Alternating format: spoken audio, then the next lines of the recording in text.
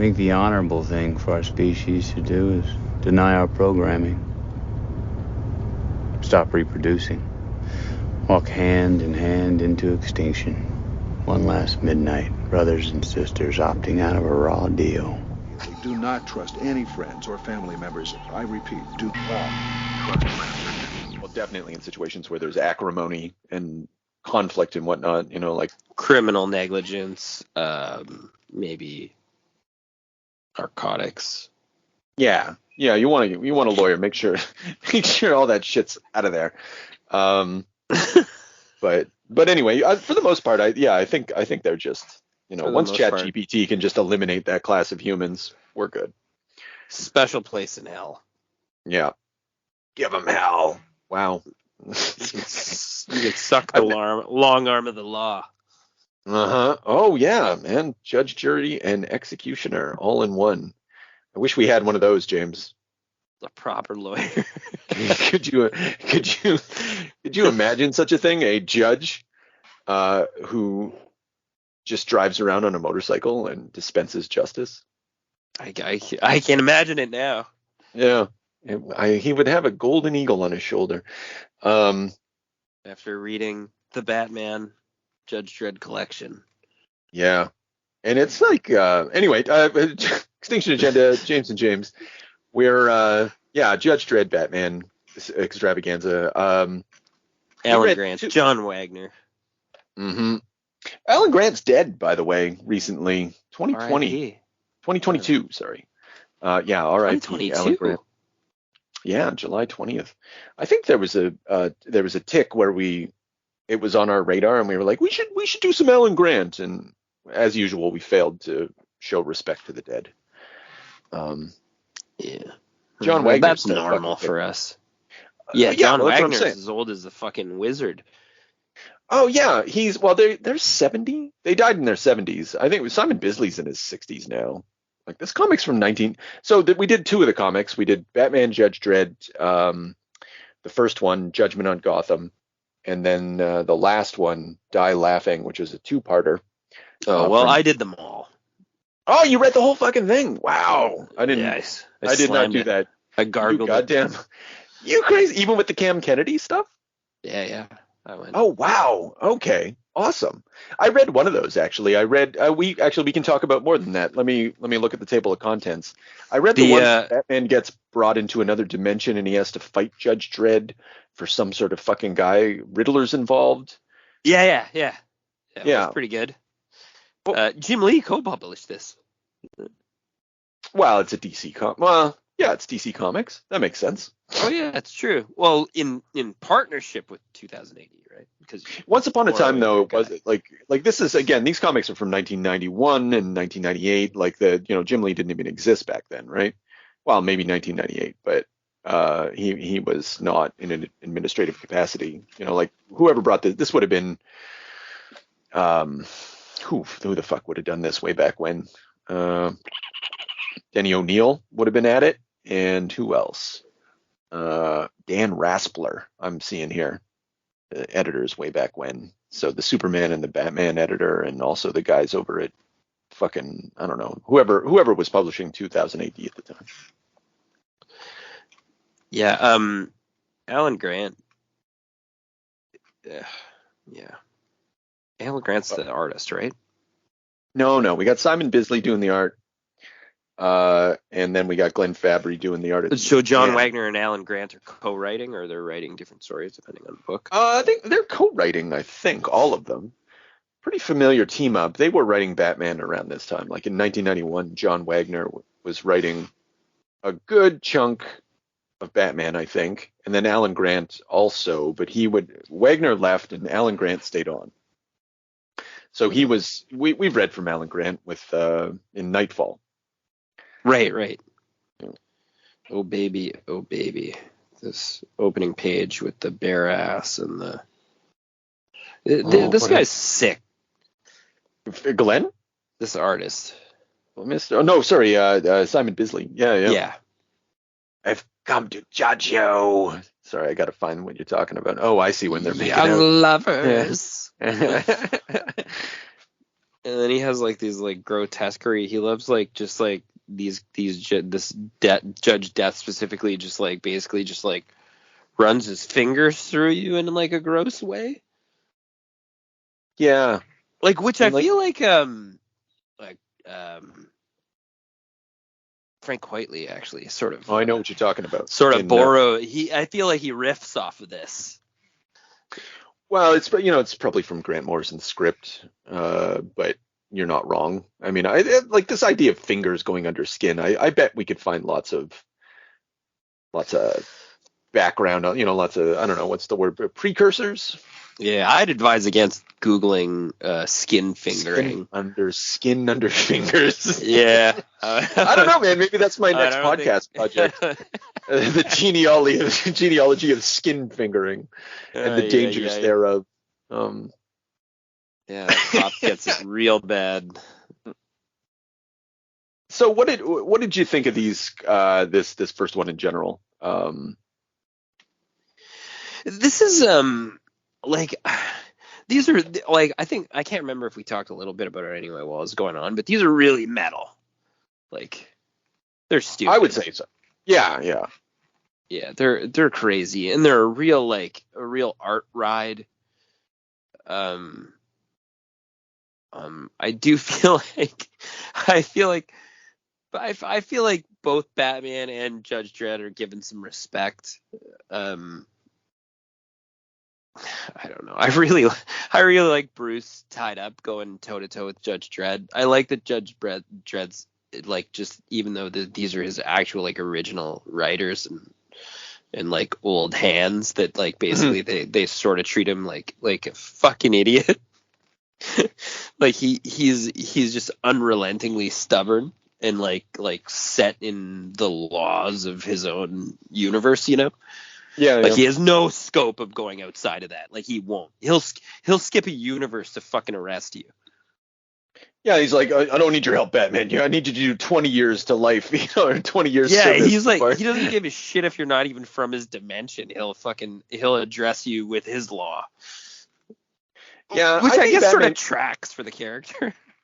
It does. I mean, like, because he's a parody. He was, we talked about this when we talked about that long ago when we talked about Judge Dredd. Like he's a deliberate, in that typical English style where they just really love, they both hate and love fascism at the same time, and Judge Dredd is like the ultimate embodiment of that impulse. But yeah, he's a parody of the concept of fascism, but also is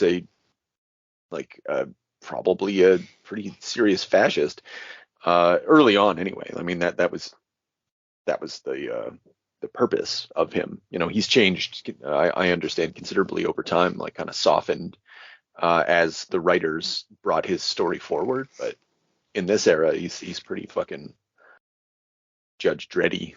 I think Batman gets a bad rap in this book, actually. I don't think he gets as much respect as I would have liked to have seen. He kind of comes off really stupid. Well, in all fairness, he's on his heels. He accidentally gets like teleported to another dimension and gets headbutt by the mean machine. I love that. I love his little meter.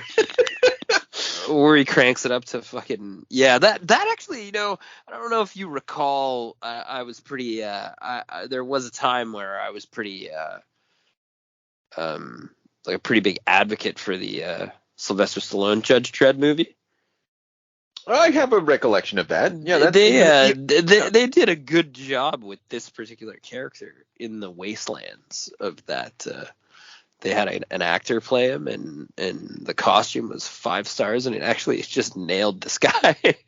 Right. But I remember that stupid dial on his head that he would crank up. Wait a minute, you're telling me that Mean Machine was in that movie? Oh man. Yeah. It's been forever. He had Dredd like fucking like hung up by his arms or whatever, and they were gonna eat him.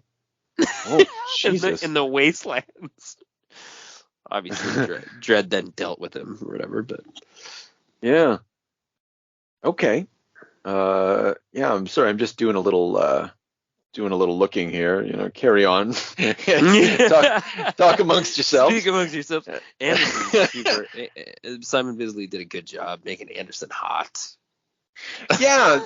Well, oh shit. I was reading on Wikipedia that some guy wrote a novelization of a bunch of Judge Dredd stories, and the guy who wrote the novelization, he said his first encounter with Judge Anderson was in this comic. And he really liked that she was like sort of a muscular Tori Amos or something I think is what he said. And it really fascinated him. And that'll there's a ding fetish born. Yeah. I think I'm gonna write 3 novels about this woman. Jesus. I love how every once in a while this comic opens up and it always gives Bisley free reign to just draw the weirdest fucking impressionistic, flowing, psychedelic, trippy fucking shit he can think of. But also, something that is, but it's also relevant to the story. Like I'm thinking about that full page image when Anderson goes inside Batman's head.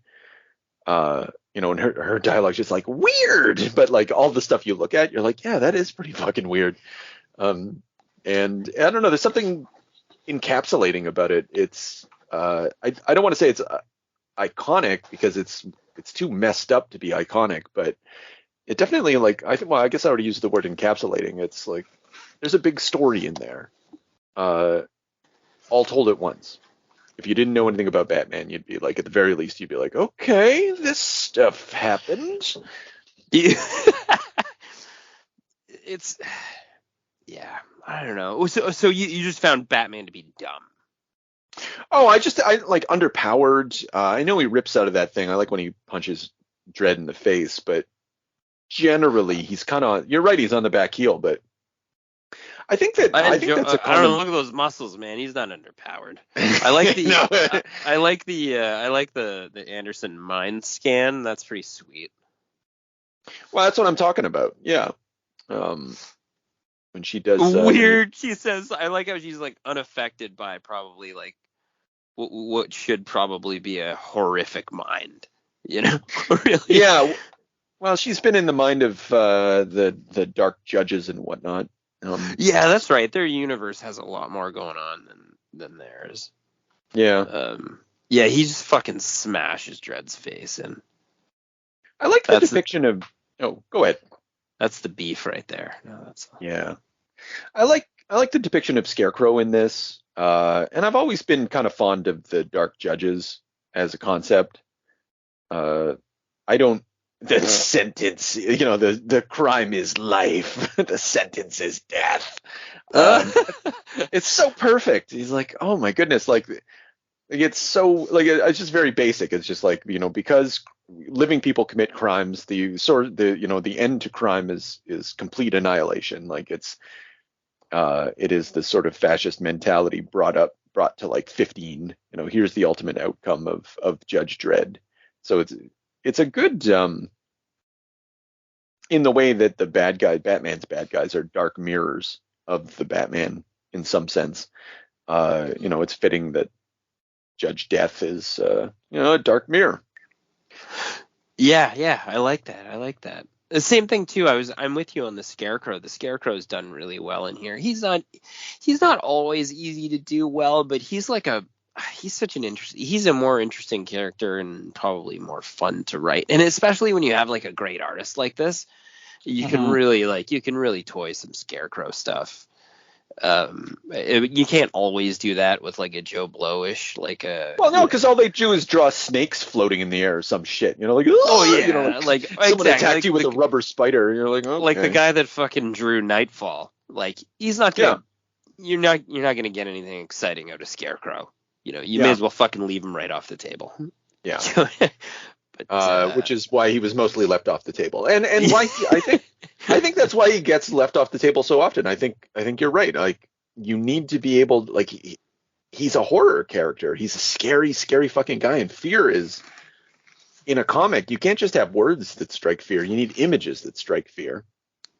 Sorry, this is a comic with art like this. This is I don't know. This is a 1 in 50. Like where you get an artist and you're like, damn, this guy's breaking down walls, you know? Yeah, like, that's not. He's doing it. It's fully painted, like he's doing the colors and everything too. I guess he always does. Yeah, that's insane. I can't imagine how long this would take. Which brings it. So I read this with Matthew originally. over some grilled cheese, and he fucking loved it. And you know what he loved the most? He fucking laughed so fucking hard when Scarecrow attacks Judge Death with his fear gas, and let's see what Judge Death is afraid of. And you turn the page, and it's that full page image of him screaming while like ponies and bunny rabbits and cute little frogs jumping around him. Fucking like the thickness. Like I would love to see the original of this, because you can see the thickness of the paint in the background. Like it's very material in the way like a Dave McKean cover is. You know, it has a physicality to it. But anyway, he was fucking laughing. I usually don't get that reaction out of him and out of anything, but he just thought it was a really great reveal. This comic's not afraid to be funny. It's true. The reveal was 5 stars. It was that was like one of those like phenomenal moments. That was actually right before my personal favorite moment, where they made him his new uniform out of like a pervy biker suit and like a Megadeth helmet, and then they just put like a rack of beef ribs attached to him because they're all like mental defective. And a turkey or something on the other shoulder. Yeah, like a little like a decrepit turkey dangling off his other shoulder, and then they give him like a cowboy belt buckle and a new badge that just says death spelled incorrectly on it. Fucking beautiful. Ride 'em, cowboy. Yeah. This is so it's obviously it's meant to be stupid. There's that finger going into the body again. Squeeze, rips his heart out. But obviously, like it's a comedic ride. Like they're just having fun. It is, and it's like when I'm like this is heavy metal in the same way that heavy metal is heavy metal. Yeah. It's proper, this is proper. This is what you're looking for. You're looking for bad comedy. You're looking for that rough ride art. You're looking for that, like, any female character in any frame is over sexualized to 15. Literally everything, the outfits, the costumes, it's like just rad 1980s metal. Like yeah. I don't. You're right about the sexualization of Anderson, and I don't want to deny that in this next thing I'm going to say. But like, there's also a lot of panels where she's just framed a little like beautifully and interesting. Like she's a lot. There's nothing. There's actually nothing sexy about the writing or anything inappropriate. It's just the artwork's just gorgeous. So she looks great. Batman looks great. She does wake up in bed needlessly. So that's why I didn't want to shoot down what you were saying, because like I still agree with you, but yeah.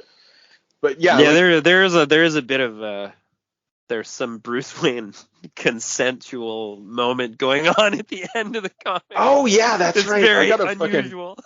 I gotta fucking refresh my memory on that shit. She's like nude in his bed recovering, and then he just gets home from whatever nightmare happened in Judge Dredd land. Right? Yeah, and then he just puts his hand on her shoulder. She's fully naked in his sheets, and she just says yes. Yeah. I'm like, I'm gonna take that exactly the way I want to take it. You're not. Yeah. No, he says yes. Oh, sorry. You are honored. Yeah, that's weird. Yeah, this whole fucking story. But you're right though. And a different character though. Like when you look at her in there, she's blonde. She's kind of petite. She's kind of nice looking. Simon Bisley's version of her is, I don't see muscular. Well, I see muscular Tori Amos in one image, absolutely for sure, on like page 21. But after that, I did. After that, it's not so much. It's a little inconsistent. Yeah. But that's fine, she's not really a major character in this story, and she's sort of drawn like Sam Keith would draw women, which is exactly, which is yeah. also my favorite. He's the only guy in comics aside from Simon Bisley who like they really push on that Frank Frazetta stuff, that like those big hip ladies, like sturdy women, or at the very least like big. Sam Keith doesn't really draw sturdy women so much as big hipped like birthin women, but they still they fit outside that mold. Like the classic. I'll use Jim Lee as the classic example. Yeah, like almost more organic and realistic. Like there's a scene when they called her and she looks great, up front, and then she gets out of bed and then she turns around and she's like almost like really athletic, like natural looking, to the point where it's like not attractive, like just muscular legs, and it's just interesting to have that. There's some realism mixed in with the like over the top pieces, of like how they do the anatomy. That's hard. It's weird. It's hard to explain. Yeah, no, I think I know exactly what you're talking about. It's the Kelly Jones school. That's what I was gonna bring up again too. The Kelly Jones Batman, where it's like every muscle fiber showing, and he's this like horrific gorilla Batman, but then there's something like very naturalistic about the way he does musculature, where you're like, that's actually like really that is what a bodybuilder looks like, like yeah, but their bodies are still sort of cartoony and distended, but yeah, they Bisley's riding the same line, and Glenn Fabry rides a similar line. Because the other Glenn Fabry killed me. It's a shame that we only got half a Glenn Fabry series. It really hurt when I didn't really mind Jim Murray when he took over in part 2. So Kennedy, that's the one you skipped, right? Okay, let's see. I think there's 2 by Cam Kennedy. Vendetta in Gotham, that's the Cam Kennedy. Is that the one with? No. That's the one where Dredd just like shows up in Gotham because he owes him a beatdown. Oh shit. Okay, not that one. That's the story he pitches to Batman, that he owes him a beatdown, and then he basically ropes Batman into like a grimy street fight that spans halfway across the city on a subway. Oh, cool. But it's because Anderson predicted in the future that Batman would be killed by the Toy Man on this day. Okay. So he basically had to rope Batman out of trying to save an amphitheater full of people by getting him into a street fight. Well, it's not revealed till the end. Okay. I like the look of the art in that stuff though. That stuff looks great. Yeah, it was fun, and the twist was fun, but it was very one-dimensional. Like what I just described to you is the whole plot. Like yeah. So I read Batman Judge Dredd: The Ultimate Riddle, which is with Carl Critchlow and Dermot Power. I thought those guys they carried themselves well. It's a little subdued. But I don't know, like more classic comicsy, but while still being painted. But definitely a mimicry of our first guy's style. In a way, but they did a great job. I mean, this is outstanding too. I love the Riddler just shoots the Riddler. No. Yeah, I guess one of the conceits of this series is that, as it usually is, it's Batman, Judge Dredd, and then you get a Batman villain and you get a Judge Dredd villain. But since Judge Dredd doesn't really have villains as such, he has villains of the week, like people that he fucking executes, in the same way that the Punisher doesn't have a lot of recurring characters. It's kind of Judge Dredd-esque bad guy crossover. In this case, like, who is this fucking guy again? I don't know, some slave master who like collects heroes from around the cosmos from the various dimensions and has them fight for his entertainment. Yeah, they're having like a Predator showdown or whatever, basically, like where it's like, or like more like Running Man style. Yeah. Or they're just I could having like a battle royal. I would have thought that Mekarnos Mandroid would have had the advantage here, being like Ed 209 essentially. Yeah, Mandroid gets fucked pretty early on. Yeah. Gulag the Well, Cool. I love the fucking bull guy, like the Minotaur guy that shoots his knees out. He like Batman basically ropes him with a batarang, and he makes it permanent that he's crippled. He blows his fucking ACLs out of his knees, and then Judge Dredd bitch slaps him, or Batman hits Judge Dredd in the face. I think this is the comic where go bury ahead. the Mandroid, and that's about it, right? I think this was the comic where I felt that Batman looked the most corny, because he's really surrounded like side by side in a very unflattering light. He's even like got extra light shining on him for some reason. Like he's not like he's not shadowy. He looks like an action figure with the smooth crotch action. He's not jacked or anything really in this one either. He's like more like, well, in some scenes he is, but he's more like smooth 1970s Batman, and Judge Dredd is killing everybody and looking awesome. Yeah, and Batman's kind of just running around like a donkey, hanging them in there a little bit. Yeah, and he's like, no killing, but mostly he's just running around. But he's trying to, I forget what his mission is, but he's trying to do something because he's got a plan or something like that. And basically he's like, I'm not going to play this arena of death game. Go fuck yourself. But he kind of gets roped into it because he doesn't have a choice. Yeah, and then I forget what Riddler's riddle had anything to do with this though. It didn't. He just kind of had like cosmic powers or whatever. Yeah, it's some kind of guy with the thing. It wasn't memorable how it played out. I think the back half art is a little more exciting than the first half because it did switch artists halfway through. I think that's another disappointing thing about these comics in that. Oh, that's why he got jacked. Yeah, maybe. Yeah. Batman's all of a sudden looking like he's back on the juice. Oh, yes, yeah. Oh, actually, but I don't like that art as much as I like the Critchlow stuff. It's not as, it's a little too, like the black is too black, if that makes any sense. It does, yeah. Yeah. And so the colors don't come off very well. Like everything, the coloring up until this point has just been exceptional. Smooth, all one thing, nice color palette. Yeah, it's so different. Wow.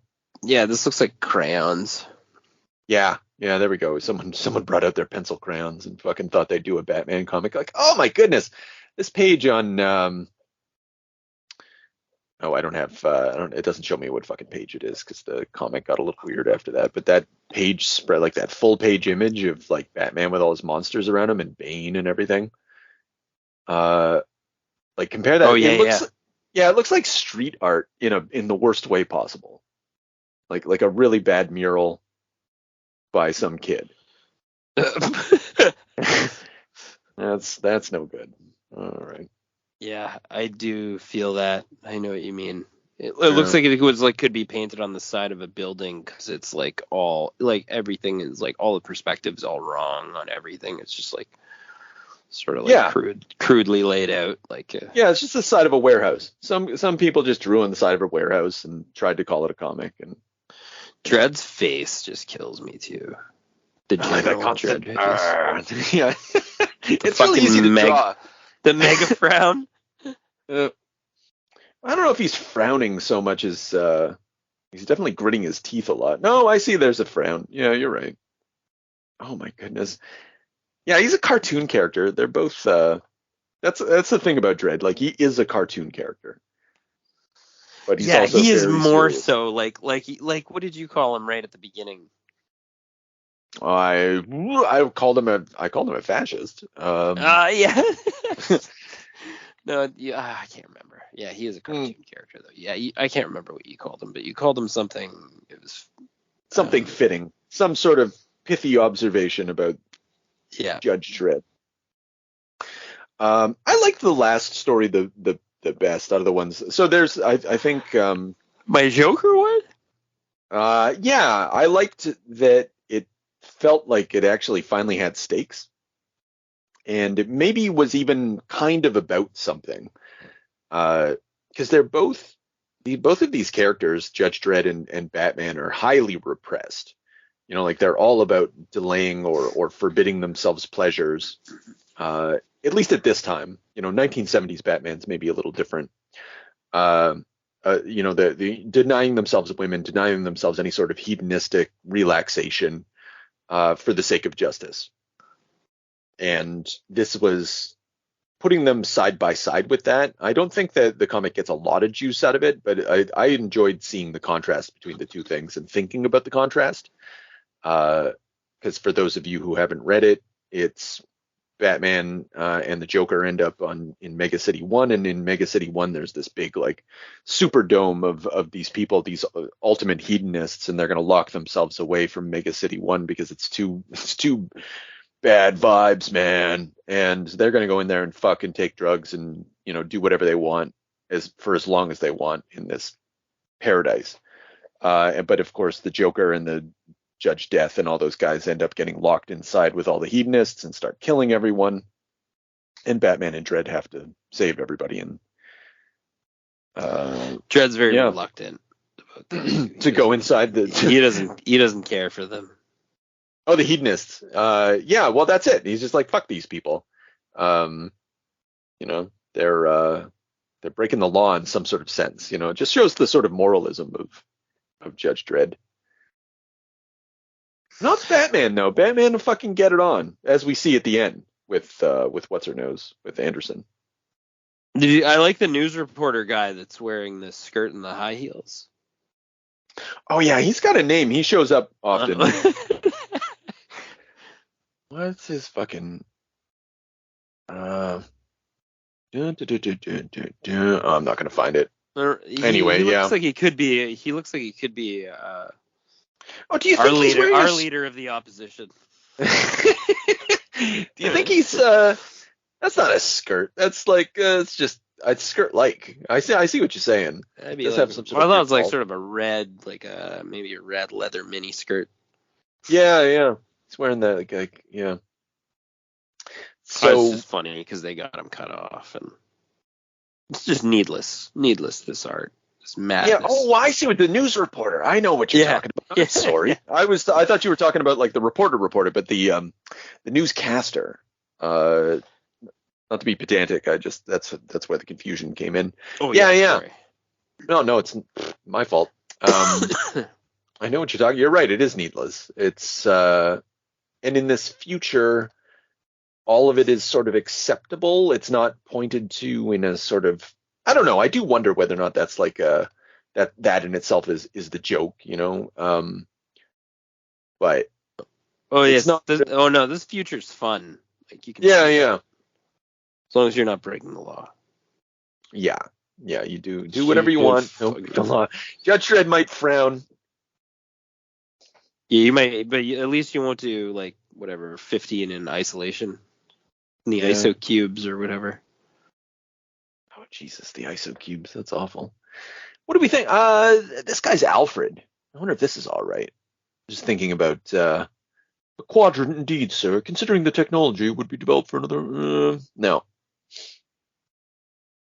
I like a good Alfred who's snooty and makes jokes that make Batman seem stupid. That's good. That's a special... Yeah. That's a different... That Alfred's not always on the table, though. No, but I thought maybe with these writers, because like even Chuck Dixon can pull that off. He makes a point of pulling that off, and so I just wondered if Wagner and Allen would, because it doesn't take much. One panel, just give me one panel. Tell me about. Especially when you're having this kind of fun, like Dredd's interrogating them now. Yeah, Alfred's paid $175. Dredd's interrogation, just punch in the face. You can't hit me like that. Prefer that. Smack. Zunk. Yeah. I fucking love that. Glenn Fabry's an acquired taste for me. I recognize his ability. Obviously I can't do this. I can't do anything. But many people can't do this. Yeah. I just it's helpful to compare him with the other, like with Simon Bisley, who I never have anything bad to say about. Glenn Fabry, I feel like he should be weirder. He's a little. It's going to be weird to hear this, but he's a little constrained. I like his characters are a little static when they're doing stuff. It doesn't even quite make sense to me what they're doing. Like I'm looking at that full page spread of Joker with doing the juggling of the eggs or whatever, but it doesn't really look like he's juggling anything. I don't like Fabry's design sense. Like this outfit the dude's wearing is no good. No, it's weird, and it's like a lot of his stuff's photorealistic to a fault, like to where it's like there's no, like you say, there's no like organic movement. Like it doesn't, even when there's action, it doesn't really look like action. It looks like more like slapstick or a picture of something where all the movement stopped. Yeah, which is, I guess, the very definition of a lack of dynamism, like every comic, because it's stupid to say out loud, like, oh, it looks like the action stopped. Well, of course it has, but you need to give us the impression that it hasn't.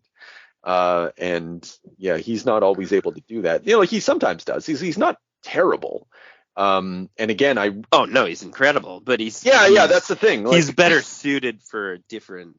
I like it when he does covers. My favorite. I actually have a book. Yeah. I have a whole book of his. I have a like hardcover of his Preacher covers. Yeah, no, they're fantastic. Like a book of only his covers. It's beautiful. Yeah, I love it. I pull it out every once in a while, have a laugh. He's primarily a cover artist. Like he doesn't actually. I don't think his comics credits are as high as I thought they were. I did a little tiny search before talking today, but I didn't go deep into it. But I get the impression that he doesn't actually have a lot of comics work under his belt, and like maybe this kind of shows. Like this isn't his primary skill. Like it's good. It passes the no words test, which is, again, it's a very hard test to pass. So he has a very basic or very competent, ability to compose a comics page, but there's still something missing, like mostly backgrounds. A lot of things happening in sort of or his backgrounds are outrageously great, but then nothing. He's so great with faces that that.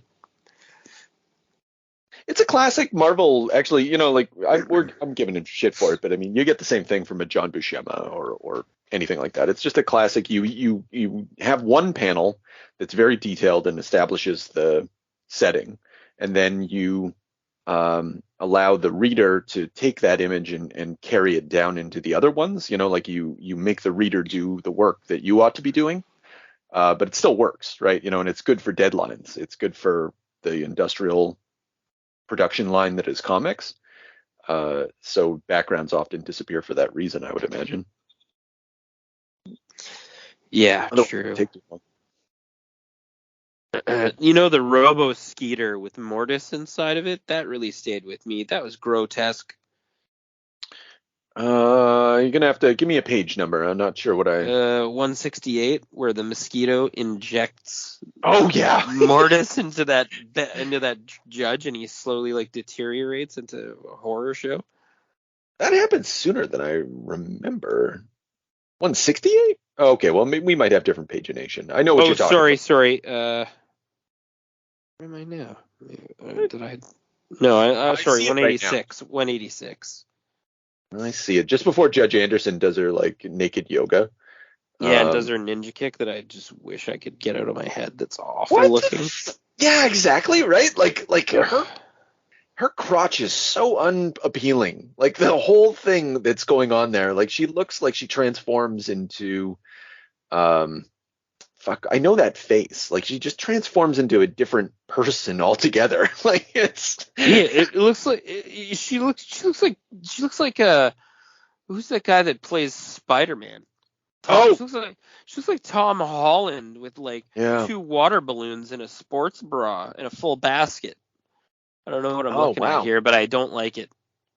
Oh, that's interesting. I don't know, man. Definitely balls. I don't know. Something's going on in there. That's The a mound is full. pronounced. That's Yeah, all we yeah. can say. All we can say is it's a full basket. Yeah. It's very interesting choice, and then it's gone. Then she's just back to being like muscular and looking like a normal person. In comics terms. Yeah, sort of I like face that the changing. Joker. I like that the Joker kills all these schlub dudes in order to get to make these gross carcasses for the death judges too. That's gross. The Joker's they're and they're dressed like the judges or whatever, and he's just like got them lined up. That's the sort of thing you want from the Joker, like this idea that he's deeply persuasive towards idiots. Like idiots are just he just has them wrapped around his finger. I love that as a Joker concept that I don't think it's appealed to enough. I think that if anyone who writes the Joker is listening, do me a favor. It's true because it's usually it's unspoken. It's always on the table because of the amount of cronies, but it's definitely not played out in the open as much as it could be. Mm-hmm. What's his nose? Azzarello with Lee Bergimo, the Batman Damned guys, the Bat Dick guys. They have a Joker story, but it's about henchmen, but it's mostly about how they're so fucking afraid of the Joker, and that's why they go under heel, because it's about a henchman and his relationship with the Joker is the story, which sounds really dumb, but it's a pretty good story. It doesn't end well for the henchman. Spoilers. Usually doesn't. Yeah. So that's one way to do it, but the other way to do it is just like you don't explain it. If you just make it about these people being afraid, like you can't have Batman beating up on actual homeless people and people of color and people with mental health issues. Like you can't have any of that realism, because otherwise he's just a fucking maniac. We've talked about this before often. and same thing with the Joker. Like if you start making giving his henchmen humanity, that's a recipe for maybe it makes sense with the Joker because you can get some juice out of it, but it changes the dynamic considerably. And I don't want to feel pity for these henchmen when Batman beats the shit out of them. I don't want to feel like they're between a rock and a hard place. I just want to feel that the henchmen got beat up. Yeah, that's it. I want to see Batman's prowess and be like, those guys deserved it. They were bad. Yeah, and even if they weren't, they were dumb. Because it helps that they're like the Joker's people here in this instance are clearly fucking underpates. And Judge Death comes in, and all of the judges. This is the big show, because we got the Joker, we got all the judges, we got big stakes, thousands of lives on the line. Batman's riding on the Judge Mobile. Judge Dredd breaks the law to team up with him. It's hardcore. Oh yeah. It's finally happened. The crossing the streams. And then Glenn Fabry leaves the scene. Is that when he leaves? Right about there? Well, yeah, they're riding on their twin bike. I can see where he leaves now. Yeah. You go into part 2, and it's like it's the same, and it's good in its own way, but it's very different. And this is, what was this guy's fucking name? Jim Murray. And I don't know a goddamn thing about Jim Murray. I know his Mortis transformations, 5 stars. When do we get the Mortis? 213. 213 for readers, listeners. Wait a minute, I don't have 213. 213 something else. Oh, there we go. 215, but 213 in the yeah, that's good stuff. But at the same time, it's also like really, it's more like wacky. Animation. Yeah, it's like more cartoony and more wacky than Glenn was. Yeah, which is great for a big murder scene. Well, it's pretty awful, watching his face transform into what is it, like a dead, like a fucking cow, dead horse skull. Yeah, maybe, but also a bird. I don't know. It's unidentified creature. Yeah, my skull knowledge is low. That's true. That's probably for the best. I mean, That's one day quality, I think. Yeah, one day you might surprise me and you'll just be talking about the various bones of the skull, and I'm not going to question it. I hope not. The orbital is totally not ovular enough. Yeah, I don't want that in my hobby sphere, like one of the little glass containers full of I've got a fucking little chicken skull here and a lizard skull. Goodness. That's fucked up. Those are expensive. You ever try to buy a skull? You ever? I'm sorry, well, not no, try, but I haven't. No, I mean, there's people that cook. There's people that cook in that hobby vein, but not me. Yeah, that's a very particular. I went because there's a shop here in Toronto that sells you want to buy a jaguar completely fucking skeletized or some shit like that. And the prices are pretty amazing. And I just went hunting for their cheapest skeleton, and it was pretty pricey. You're spending hundreds of dollars at least. Yeah, it's a weird thing. That's a taxidermy type of thing too. So it's not that's not a normal shop item either.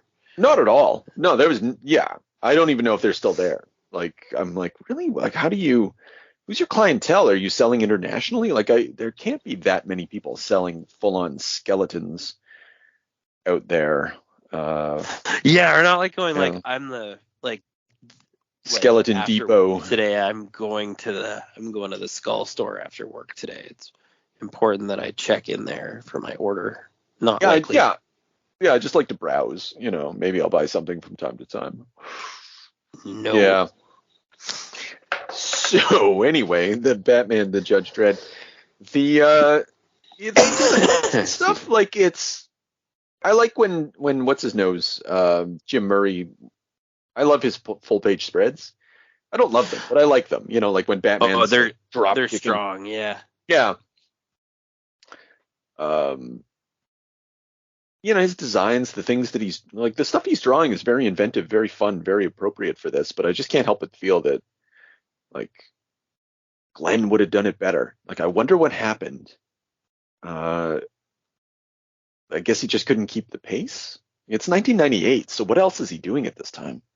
Maybe his cover work is too much for him, or I don't know. He's not a fast worker. No, yeah, I imagine it probably is a speed thing. What the fuck is even going on in this book? Yeah, I'm looking at the carnival, Yeah. It's a lot to look at. These are the ones I got. Remember I told you I bought these? I bought these in the 90s at A&P grocery store. Back when 1998. So just still younglings.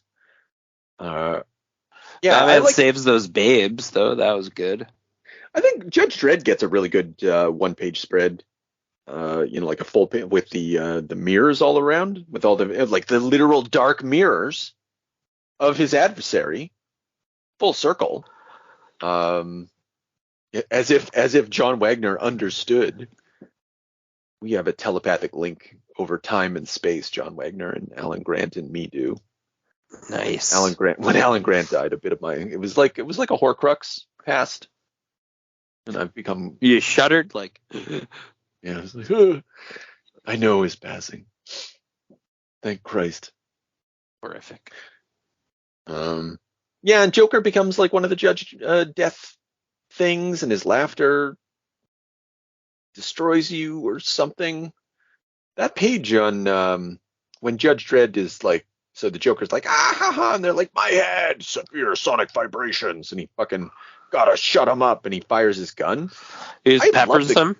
Yeah, but I look at the lettering in there, and so that's really good actually. That's really dynamic. It's very cartoony, of course, but I like even the coloring of the blam blam blam. Everything's weighing down on Dredd in that instance, and for whatever reason, there's rocks floating and the movement too. The movement of the on the Joker panel in the next page. With the blood spatter from the bullet wounds. Yeah. Irk. Yeah, that's good stuff. And again, everybody gets a full page spread that just fucking rocks.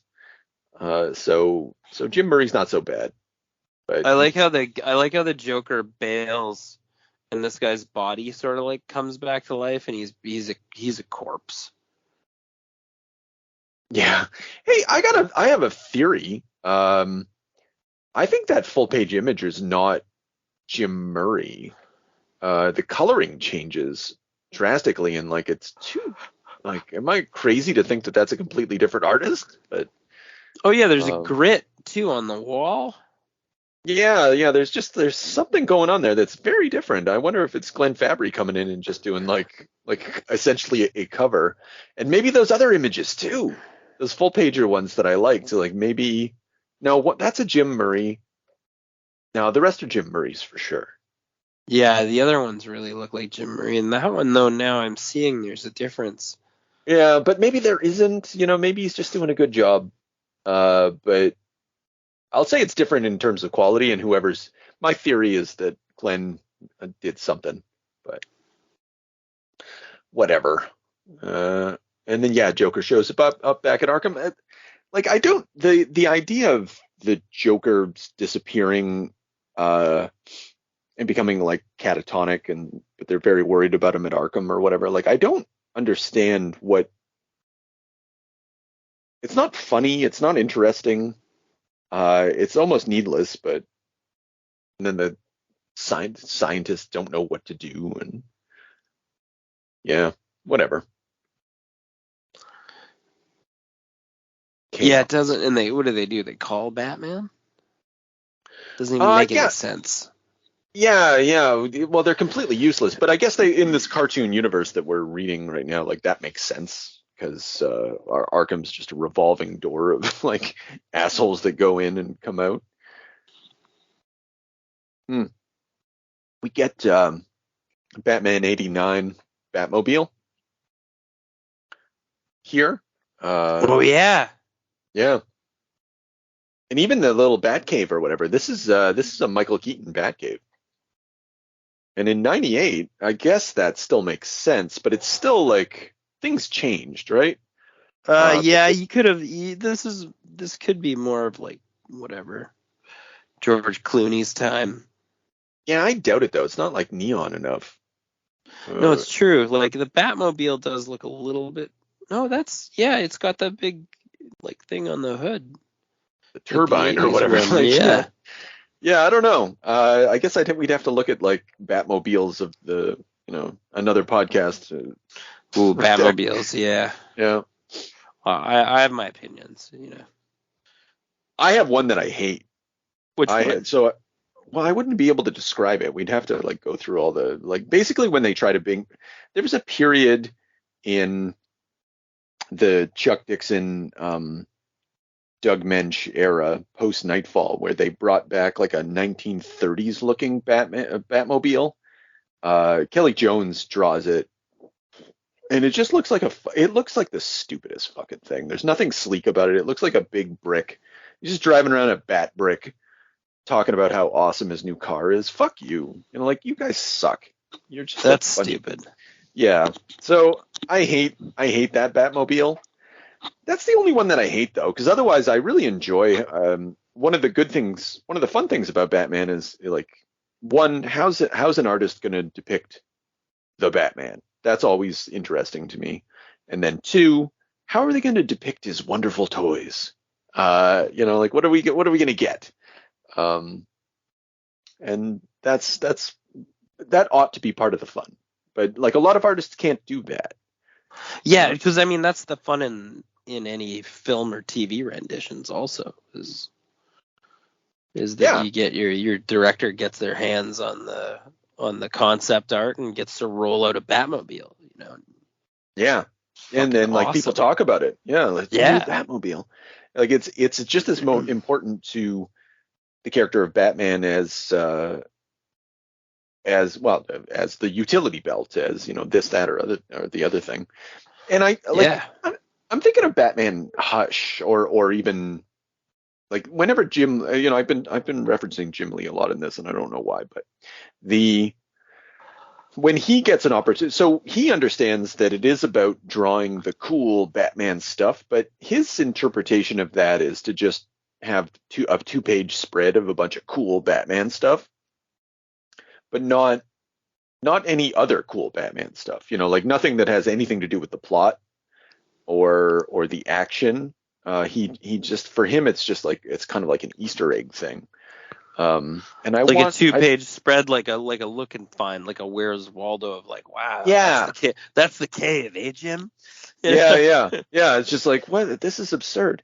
And I don't need that. I don't need Batman to have like a fancy car collection, essentially. I don't not need that either, though. True. It's true. It can be maybe it can be done differently. Maybe we can like compromise. Like he can have it like, maybe he doesn't have it on full display all the time, like he's a fucking nerd.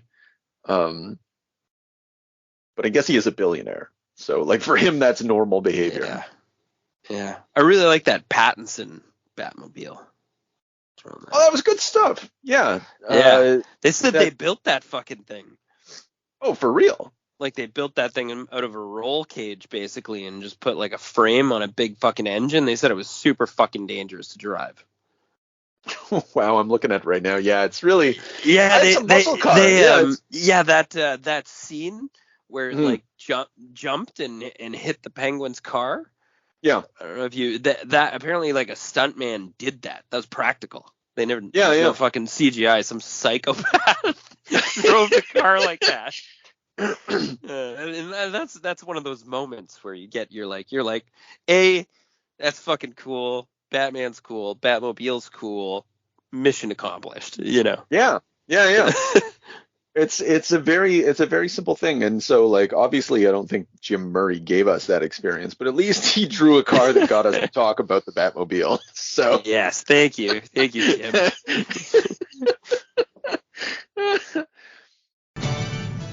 Now, all we need is a little energon and a lot of luck.